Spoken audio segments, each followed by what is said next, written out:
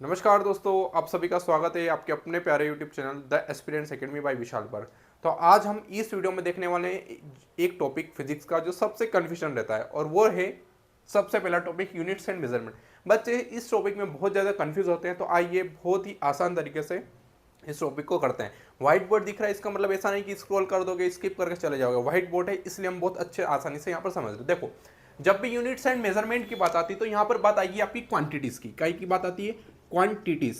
ठीक है, क्वांटिटीज की बात आती है तो क्वांटिटीज जो रहती है हम उसको यहाँ पर टू टाइप्स में डिवाइड करते हैं। मेनली जो क्वांटिटीज रहती है आपकी टू टाइप्स में यहाँ डिवाइड हो रही है। एक जो होती है सबसे पहले फिजिक्स के नाम पर होती है, जिसको हम बोलते हैं फिजिकल क्वांटिटीज, जिसको हम बोलते हैं भौतिकी राशियाँ। क्या बोलते हैं? भौतिकी राशियाँ होती है। और एक और जो होती है आपकी non physical quantities, non physical quantities, ठीक है, जिसको हम बोलते हैं अभौतिकी राशियाँ।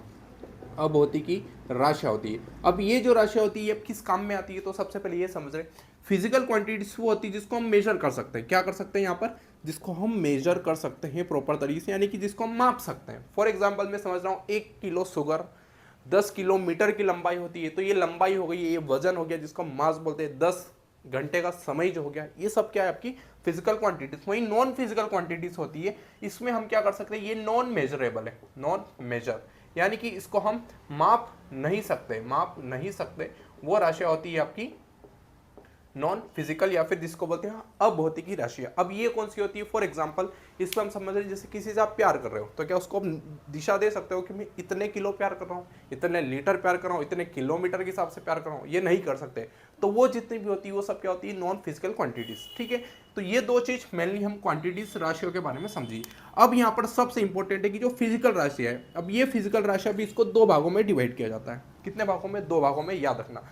फिजिकल राशियां को दो भागों में ऑन द बेसिस ऑफ, सबसे पहले किसके आधार पर किया जाता है, तो वो यहाँ पर देख रहे हैं। तो सबसे पहले यहाँ पर एक जो आपका सबसे कॉमन होता है उसको बोलते हैं हम या तो डायरेक्शन या फिर मैग्नीट्यूड के आधार पर। डायरेक्शन या फिर मैग्नीट्यूड के आधार पर, हिंदी में इसको बोलते हैं दिशा, दिशा या फिर परिमाण के आधार पर। दिशा या फिर परिमाण के आधार पर इसको डिवाइड किया जाता है। ठीक है, तो ये था इसका पहला भाग। दूसरा भाग यहाँ पर देख रहे हैं वो किया जाता है आपका यूनिट्स या फिर मेजरमेंट के हिसाब से। यूनिट्स एंड मेजरमेंट के हिसाब से, यानी कि इसी को बोलते हैं हम इकाई, इकाई या मापन के आधार पर हम यहाँ पर फिजिकल क्वांटिटीज को डिवाइड कर रहे हैं। आइए इतनी बात समझे। अब हम पहला पॉइंट लेते हैं units and measurement. Units and measurement के आधार पर हमने यहाँ पर दो प्रकार की यूनिट्स देखी है। अब वो यूनिट्स कौन सी है, तो वो भी यहाँ समझ रहे हैं हम। एक होती है आपकी फंडामेंटल यूनिट्स। कौन सी होती है? फंडामेंटल यूनिट्स होती है। और दूसरी होती है आपकी डेराइव्ड यूनिट्स। क्या होती है? Derived units. फंडामेंटल यानी कि आपकी मूल राशियाँ, मूल राशियाँ होती है। और दूसरी जो है डेराइव्ड, यानी कि इसी को बोलते हैं हम व्युत्पन्न राशियाँ। व्युत्पन्न राशियाँ होती है। तो ये राशियाँ है आपकी कौन सी? ये होती है आपकी physical on the basis of units and measurement. अब बात करते हैं डायरेक्शन और मैग्नीट्यूड के आधार पर कौन कौन सी राशियाँ है। तो ये सबसे फेमस राशि है। सबसे पहले होती है आपकी स्केलर। कौन सी होती है? स्केलर, जिसको हम बोलते हैं अदिश राशियाँ। क्या बोलते हैं इसको? अदिश राशियाँ बोलते हैं। और एक होती है आपकी सदिश राशियाँ, जिसको हम बोलते हैं यहाँ पर इंग्लिश में वेक्टर, यानी कि इसी को बोलते हैं हम सदिश राशियाँ। आई बात समझ में? तो ये इतना बड़ा आपका चार्ट था जिसमें हमने देखा ये क्वांटिटीज यानी कि जो राशियाँ होती है वो राशियाँ कितने प्रकार की होती है। तो सबसे पहले आपको ध्यान रखना है कि राशियाँ दो प्रकार की कौन कौन सी है। एक होती है फिजिकल राशि, जिसको भौतिक, जिसको हम माप सकते हैं यानी कि मेजर कर सकते हैं। दूसरी जो होती है आपकी नॉन फिजिकल अभौतिकी राशियाँ, जिसको हम मेजर नहीं कर सकते यानी कि माप इसको नहीं सकते।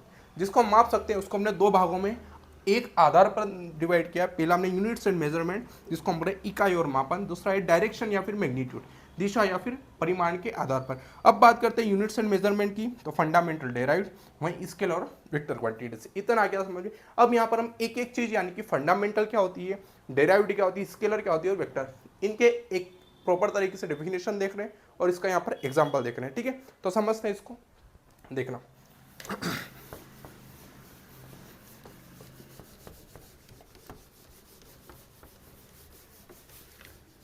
अभी जो हमने लिखा है वो लिखा था यहाँ पर फिजिकल क्वांटिटीज, उसमें हम देख रहे हैं यहाँ पर फंडामेंटल यूनिट्स।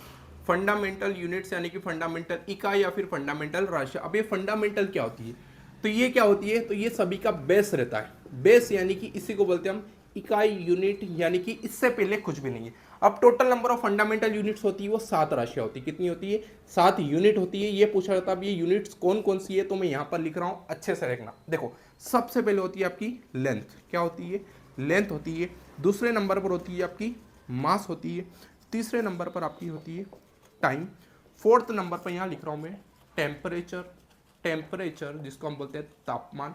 चौथे नंबर पर, सॉरी, पांचवें नंबर पर यहाँ लिख रहा हूँ मैं लूमिनस इंटेंसिटी, लूमिनस इंटेंसिटी होती है। उसके बाद छठे नंबर पर होती है आपकी इलेक्ट्रिक करंट, इलेक्ट्रिक करंट यानी कि विद्युत धारा। और सातवें नंबर पर लास्ट होती है आपकी अमाउंट ऑफ सब्सटेंस यानी कि पदार्थ की मात्रा, अमाउंट ऑफ सब्सटेंस यानी कि पदार्थ की मात्रा। तो ये 7 प्रकार की हमारी राशियाँ होती है। भौतिक राशियाँ होती है, बहुत बार पूछा जाता है। यही जो फंडामेंटल राशियाँ होती है ये आगे चल के आपकी बनती है एसआई यूनिट ऑफ सिस्टम, जिसको हम बोलते हैं एसआई मात्रक भी इनको बनाया जाता है। ठीक है, आई बात समझे। तो 7 राशियाँ होती है, लेंथ, मास, टाइम यानी कि लंबाई, मास यानी कि द्रव्यमान, टाइम यानी कि समय, टेम्परेचर यानी कि तापमान, लुमिनस इंटेंसिटी यानी कि ज्योति की तीव्रता, इलेक्ट्रिक करंट यानी कि विद्युत धारा, और अमाउंट ऑफ सब्सटेंस यानी कि पदार्थ की मात्रा होती है। इतना आ गया समझ में। तो ये थी आपकी राशियां। अब इसको राशियों के सिंबल यानी कि किससे डिनोट करते हैं, किससे निर्देश देते हैं, वो भी तो लेंथ को हम मीटर से यानी कि एम से, वहीं मास को हम किलोग्राम से मापते हैं, वहीं टाइम को रहता है वो हम सेकेंड से मापते हैं, टेम्परेचर को हम केल्विन से मापेंगे, लुमिनस इंटेंसिटी को यहाँ पर हम कैंडेला यानी कि छोटा सी डी से नापते हैं, ये सी लिखा है, ई नहीं है, सी डी। और इलेक्ट्रिक करंट को हम एम्पियर से मापते हैं, और अमाउंट ऑफ सब्सटेंस को हम यहाँ पर मापते हैं मोल से, काई से, मोल से। ठीक है, तो ये थी हमारी फंडामेंटल क्वांटिटीज। ठीक है, फंडामेंटल यूनिट्स या फिर फंडामेंटल क्वांटिटीज थे जिसको हम मेजर प्रॉपर तरीके से इससे करते हैं। अब हम यहाँ पर समझ रहे हैं अगली चीज।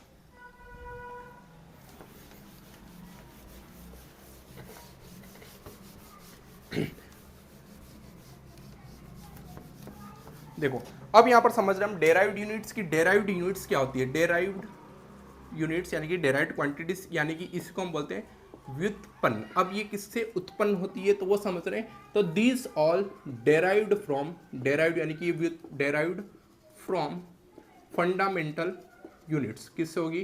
फंडामेंटल यूनिट से होगी। अब ये कैसे होती है तो इसका एक एग्जांपल समझते हैं। मान लीजिए मैंने यहाँ पर लिखा स्पीड। अब स्पीड का फॉर्मूला आप सभी को पता है क्या होता है? डिस्टेंस अपॉन में क्या होता है? टाइम होता है। ठीक है, अब ये डिस्टेंस को हम मेजर काय में करेंगे? हमेशा लेंथ में करते हैं, लंबाई में करते हैं, और वहीं टाइम को हम काय में करेंगे? टी से, समय से ही करते हैं। देखो, स्पीड का हमको फॉर्मूला बनाए तो सबसे पहले हम लेंथ लेंगे और उसके बटे में कैलकुलेट टाइम। तो ये व्युत्पन्न किससे हुई है? ये दोनों जो रहती है आपकी फंडामेंटल यूनिट से, ये भी आपकी क्या है? फंडामेंटल यूनिट से। लेकिन ये बने कैसे आपके? तो ये बनते हैं आपके दोनों फंडामेंटल यूनिट से। और ये अब आपकी जो राशियां बन रही है वो कौन सी बन रही है? Derived unit. इसलिए ये राशियों का अनंत है, यानी कि डेराइव्ड यूनिट्स अनंत होती है, इन्फिनिटी। आप जितनी बना सकते हो इतनी बना सकते हो। लेकिन जो आपकी फंडामेंटल यूनिट्स है वो केवल कितनी रहेगी? यहाँ पर 7 रहती है। आ गई बात समझ में? तो ये जो थी ये फिजिकल क्वांटिटीज में हमने देखा है on the basis of units and measurement, यानी कि इकाई और मापन के आधार पर। अब यहाँ पर हम आगे समझ रहे हैं, वो जो समझ रहे हैं वो चीज़ें वो है हमारी अब डायरेक्शन एंड मैग्नीट्यूड के आधार पर। ठीक है, तो उसको हम प्रॉपर तरीके से मैथ से समझते हैं। तो मैं यहाँ लिख रहा हूँ on the basis of direction या फिर मैग्नीट्यूड के आधार पर। ये बहुत ही इजी है, इसमें हमको कोई भी रॉकेट साइंस नहीं लगाना है। इसमें केवल ये पूछा जाता है कि इसमें डायरेक्शन होती है और किसमें डायरेक्शन नहीं होती है। तो यहाँ पर हम दो चीज़ें समझ रहे हैं। एक होती है आपकी स्केलर, जिसको हम बोलते हैं अदिश, ये हिंदी में आसानी से समझ आ जाएगा। और एक होती है आपकी वेक्टर राशि, जिसको हम बोलते हैं यहाँ पर सदिश। ठीक है, आई बात समझे? अब देखो, ये दोनों में पूछ लिया जाता है कि किसमें मैग्नीट्यूड होता है, यानी कि इसमें परिमाण होता है। तो यहाँ पर मैं इसका बेस लिख रहा हूँ मैग्नीट्यूड। क्या स्केलर में मैग्नीट्यूड होता है? तो हाँ, इसमें परिमाण होता है। वेक्टर में भी होता है, हाँ होता है। लेकिन डायरेक्शन का हमेशा अगर पूछा जाए किसमें राशि डायरेक्शन होती है और किसमें नहीं होती है, तो स्केलर में कभी भी दिशा हमको बताई नहीं जाएगी, लेकिन वेक्टर में हमको दिशा बताई जाएगी, है ना।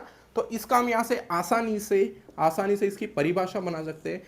अदिश राशियाँ वो राशियाँ हैं जिसमें परिमाण तो होता है लेकिन दिशा नहीं होती है।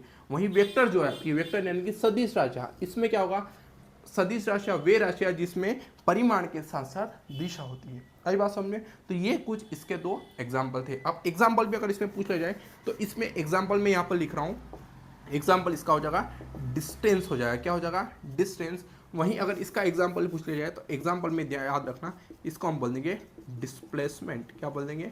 डिस्प्लेसमेंट। ठीक है, तो आई होप आपको प्रॉपर तरीके से क्वांटिटी समझ आ गई होगी। ठीक है, तो इसी और भी जानकारी के लिए हमारे चैनल को सब्सक्राइब करना, वीडियो की जानकारी अच्छी लगी तो वीडियो को लाइक करना। मिलते हैं हम अगले वीडियो में, आज के लिए इतना ही। जय हिंद, जय भारत।